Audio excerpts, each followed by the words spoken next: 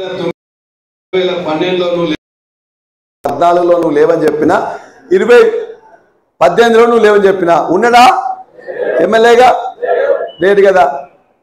కాంగ్రెస్ ప్రభుత్వంలో 40,000 ఎకరాలకు ఇచ్చిండ్రు. 2014 నుంచి 23 వరకు 5,13,000 ఎకరాలకు నీళ్ళు ఇచ్చిండ్రు. ఈ 8,000 కోట్లు ఇచ్చిందని చెప్పి ఈయనే కదా ఇప్పుడు కేసీఆర్ గారు ఇచ్చిండ్రు, ధన్యవాదాలు తెలియజేస్తున్నాం అని చెప్పింది కదా. మరి అలా మొత్తం దేవాదులకు సృష్టికర్త నేను నువ్వా?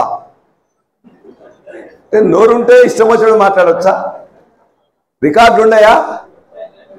ప్రజలందరూ కూడా నువ్వు ఎమ్మెల్యేగా లేవు, నీ ప్రభుత్వం లేదు, 10 ఏళ్ళు సపరేట్గా అన్నావు. ఆ తర్వాత 10 ఏళ్ళు కేసీఆర్ గారు పుణ్యమా అని ఎమ్మెల్సీ అయిపోయి డిప్యూటీ ముఖ్యమంత్రి అయిపోయి ఆ తర్వాత ఏదో మొత్తం కూడా హాయిగా ఎంజాయ్ చేస్తున్నావు. కానీ ఈ యొక్క స్టేషన్ గన్పూర్లో ఒక్క ఎకరాకు కానీ ఒక్క చెరువుకు కానీ ఒక్క కాలువకు కానీ నీళ్లు తెచ్చిన మొహాన్ని ఇదని చెప్పి నేను అడుగుతున్నా. క్లియర్గా ఉన్నాయి కదా ఇవన్నీ. ఊర్లలో ఎవరైనా అడితే చెప్పండి. తెలుగుదేశం ప్రభుత్వం ఉన్నప్పుడు ఒక రిజర్వాయర్ గట్లే ఒక్క నీళ్ళ చుక్క రాలే. కాంగ్రెస్ ప్రభుత్వం ఉన్నప్పుడు 40,000 ఎకరాలకు వచ్చింది. కాంగ్రెస్ ప్రభుత్వంపై తెలంగాణ ప్రభుత్వం కేసీఆర్ గారి నాయకత్వంలో వచ్చినప్పుడు మిగతా 5,13,000 వచ్చింది. ఇక్కడికి దగ్గరికి పోయి ఆడికి పోయి మొత్తం కూడా నేను ఇనాగ్రేషన్ చేస్తాను పోయింది. ఆ మోటార్లు స్టార్ట్ చేస్తాను అనుకుంటే ఈయన వచ్చిందని చెప్పేసి వెంటనే మొత్తం అసలు స్టార్టే కాలే.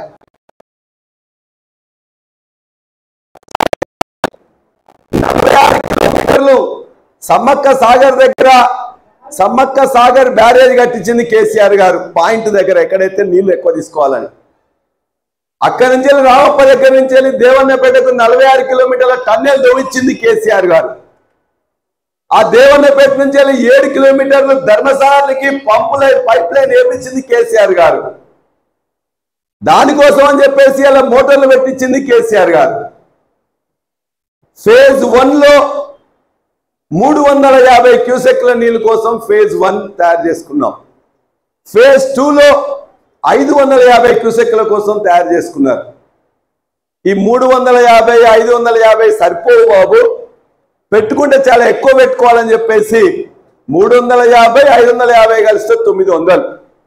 900కు డబల్ 1800 క్యూసెక్లతో ఇవాళ దేవన్నపేటలో 3 పంపులు, ఒక్కోటి 600 క్యూసెక్లతో 3 పంపులు 1800 క్యూసెక్లతో ఇవాళ పోయించినట్టు చేసింది కేసీఆర్ గారు. ఆ చేయించిన దానికి ఆస్ట్రియా నుంచి పంపులు వస్తే 2 మంత్రులను తీసుకొని నేను పోతే ఆనైతే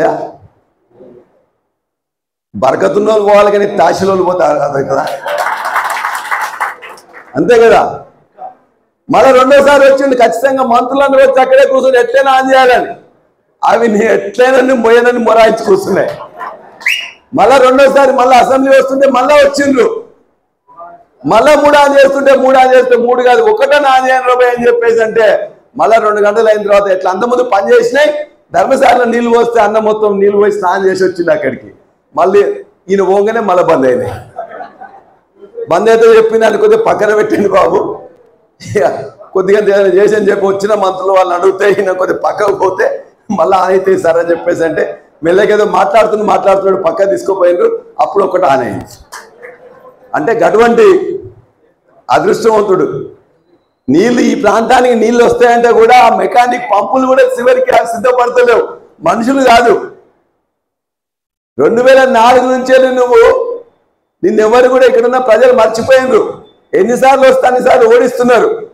మళ్ళా గులాబీ జెండా వేసుకుంటూనే నిన్ను 2014లో ఎంపీగా గెలిపించిండ్రు. నీకు నామినేటర్లో మొత్తం కూడా ఎమ్మెల్సీ ఇచ్చిండ్రు. ఆ తర్వాత ఇప్పుడు 2023లో మళ్ళీ గులాబీ జెండా ఉంటుంది, మళ్ళీ నేను ఎమ్మెల్యే గెలిపించినాం.